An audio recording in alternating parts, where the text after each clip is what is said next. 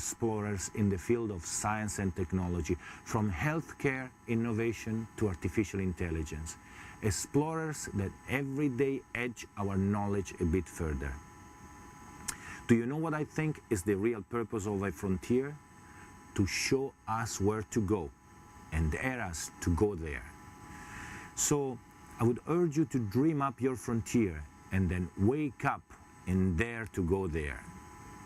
I believe that the most important things that anyone can do in its lifetime, whether it is aspiring to join us here in space or working on any impossible dream, is to constantly strive to go further.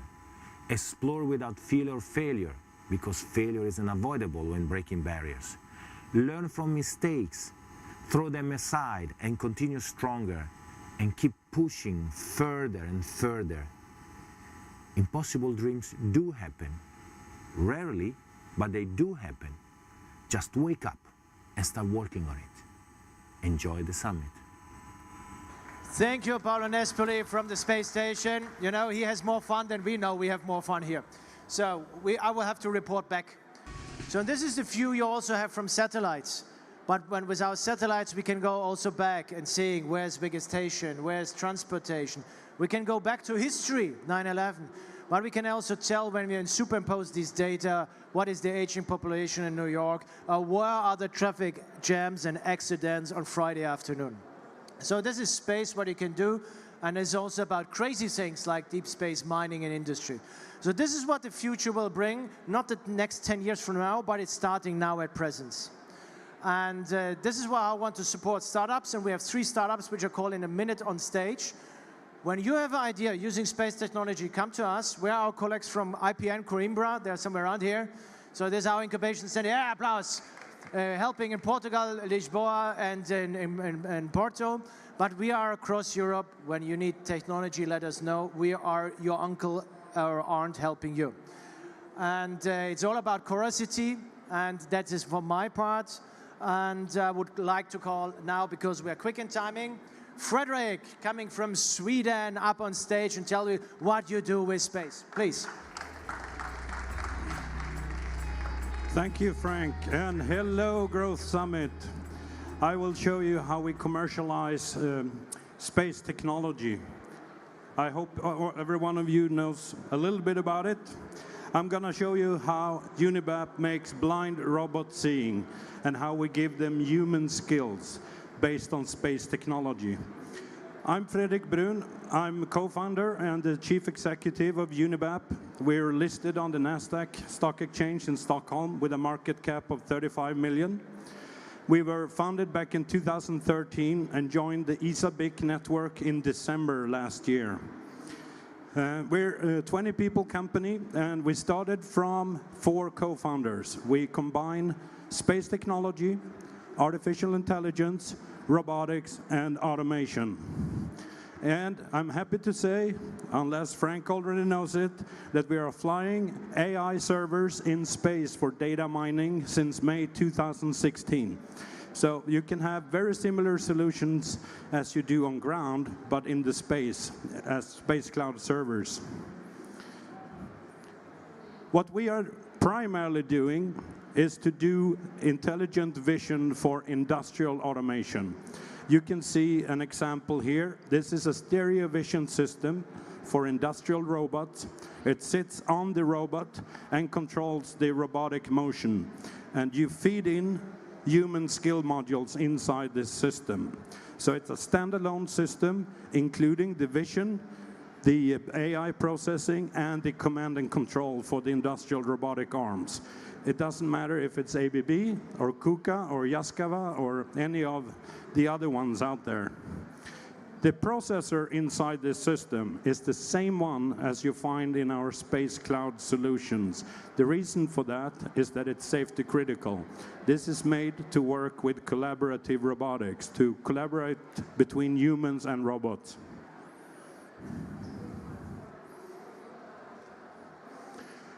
If you look at an Earth-based market, if you look at citrus harvesting, only in California there are 600 billion citrus being harvested every year. This is an enormous market. It's valued at almost $800 billion. If you can automate this in a good way, then you have a very good business model. The possibility of automating this is that you have to take AI with you into the field, because the network coverage globally is not good enough to give you access to the big networks and the cloud-based servers. In our case, our vision system combine the cloud-based services, the AI, and the vision. So this is one of the markets that we potentially could endeavor into. That's Unibap in 2 minutes. Thank you for your attention, folks. Thank you, Fredrik. And take the clicker. Next on stage, we have our Portuguese startup, Ricardo. Please come up. Ricardo from Stratio. The clicker is yours. Hello, Frank. One button. Okay. All right. You 2 minutes pitch. Hello, everyone. Well, we all know vehicles fail, right? Every now and then, we are driving, and on the side of the road is a bus or a truck who has just failed and waiting to be towed, right? So at Stratio, we are predicting these vehicle failures even before they happen. We have been inspired by space and aviation and the practices of their engineering and maintenance teams from the very beginning. And because we know in these sectors, components can't fail. You know, you don't have a second chance to replace something on a shuttle. And when a plane fails, people die. So there are lives at stake. And we're trying to bring the same predictability these sectors have back to the road transport sector for commercial vehicles. So how does this work? Very simple. Every vehicle already have in their system sensors. So engine, suspension, brakes, climate, doors, all these systems already have sensors in them. And we have developed an equipment which is capable of collecting data from these systems. And we're talking about up to 2 million data points per vehicle per month. So it's high density data. And our AI algorithms on the Stratio platform feed on this data to provide accurate predictions of when these components will fail. So for our customers, it's something as amazing as this. We'll tell him, your alternator is going to fail, and it's going to fail in 3 days. So about our customers are vehicle manufacturers, and they use our product to build more reliable and more predictable vehicles. So we help them understand the root causes of their development issues, and also because they have all the information about their vehicles, they're able to provide their customers support on day 1 rather than on day 100. We're talking about technology that is years ahead of what automotive manufacturers are using nowadays, and this is why they're choosing us to be their partners. And also, other customers we have are large fleets, large transport operations. For these customers, it's very important for them to have predictability over their operations and to ensure that they have the higher uptime possible, because vehicles off the road are, of course, a loss for these companies, and high uptime drives their profitability. So in a nutshell, this is Stratio. Thank you very much. Great. Strato, never break down again on the road. That is what we want to have. And our last partner, Open Cosmos, Rafel, if you please come on stage. And I take the clicker. Hello. And hand it over. Here we go. This button, one button. Hi, my name is Rafel, and I'm the founder and CEO of Open Cosmos. So how many of you work with computers, usually? Hands? I guess everyone in this summit, right? So here's how a computer looked like 60 years ago. They were huge, expensive, and only a few research institutions in the world used them. Now, some very innovative entrepreneurs from the Silicon Valley developed smaller and affordable ones. And thanks to that, now we have the internet and many more applications that are displayed all over the summit. Now, this didn't happen in the space industry. Satellites tend to remain big and expensive. At Open Cosmos, we believe it's now the time to build small and affordable ones, so many people can use them for new applications that are to come. Now, how are we going to do that? We are going to do it with solving the 3 big major barriers. The first one is the technology itself. It's hard, it requires radiation proven, and a lot of reliability. The second big problem is all the time-consuming paperwork, regulation, frequency allocations, and things to need to be done in order to get the satellite up there. And the last one that everyone knows about, it's cost. It's really expensive to get this technology up there. At Open Cosmos, we are trying to solve that. We have our own satellite. This particular one is already in orbit. We launched it and it's providing data from space as we speak. But also a set of tools that enable you to bring your technology at a stage that can be put into a satellite. Then we deal with everything that is required for you to get the authorization to put that technology in space. And since we work with economies of scale, we massively reduce the cost to orbit. So I'm particularly proud about, okay. One button. Well, I was going to show you a deal that we signed last year. It was with the European Space Agency, where we are actually now also working with at the ISABIC. And this is for us to provide satellite systems for them to test innovative technologies. We are going to fly a very innovative telecommunications device, for instance, for IoT and other applications. So thank you very much, and let's open the Cosmos. Okay, have a seat. Thank you very much. Space is super quick. We're also quick with the panel. Thank you. Oh, that is love letters? No? Fredrik, what about space? Are you not really doing space? We had the discussion. So the people think we're rocket companies, but we aren't. No, and I think that's the big change now, is that the technology between space and especially safety-critical autonomous systems on ground are becoming more and more similar. The two technologies are merging, so you can easily take technology from the ground to space and vice versa. So the exchange between different markets, including space, will become a lot more common. Ricardo, you're using sensor, the data. Why space? Well, I think that space can be an inspiration, not just for us, but to other sectors. I think that the technology on space is on the edge, so it can really inspire other industries and other companies to pick up on what has already been done on space and bring it down to, Earth sectors. Okay, and we have seen it. Space is reliable, even when we sometimes 2 minutes late with videos from space, but we're really delivering at the time. Rafel, I understand what you're doing in space. Are you a threat to all the other industry, making small satellites, launching them? And how will it change the world of our audience here? Well, just imagine if you could provide telecommunication services at very remote areas, or you could put a camera in orbit and aggregate data that could allow you to spread better fertilizer, produce better food, monitorize the production of goods and services. Everything is dependent on global data. So that's what we are trying to gather here. Yeah, and I have to make a politically incorrect statement. We was discussing back on stage. We say, we are screwing up our planet Earth. But this company is showing that because Mr. Trump doesn't. So this is also what space data, so it tells the health monitoring of our Earth. So what is the wise, maybe on the audience, starting a company in space related, you want to give in 1 or 2 sentences, and say, but this is a hot technology, because we are still the aliens here in space, I feel. But the reason to start a space company is that it's fun. What would you rather like to do? Build a Mars rover or build a Volvo? Okay, that's a good one. I will copy that. Well, I think that you have to have a lot of guts to start a company. And if you're going to commit your time to something, you better choose something that is, exciting and fun. And space is definitely one of them. Who can say it isn't? Rafel. In my case, it's because I believe that space technology should be used as a tool, not as a fancy technology that no one else will use, just a few guys, but actually everyone can use it, and we want to enable that. And ladies, everybody a closing remark. In 10 years from now, space has evolved into a mature market where you can operate a normal business without a lot of red tape.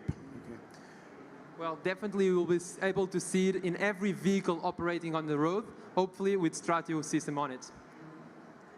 It's a technology that is used in every single industry to disrupt what you do. So, okay, closing remarks, but I want to give, do we have a little bit of time or we're done? 5 minutes, cool. Oh, well, we saved, Space is saving time, We're running not late, because we deliver in time. It gives to the audience also a question. Do we have audience question? Who wants to do in space? Come on. Yeah, yes, come on. Here, I have to work hard for my money. Otherwise, I don't get a beer. how your technology gonna help we as a species living in multi-planets? What system? You have to explain that.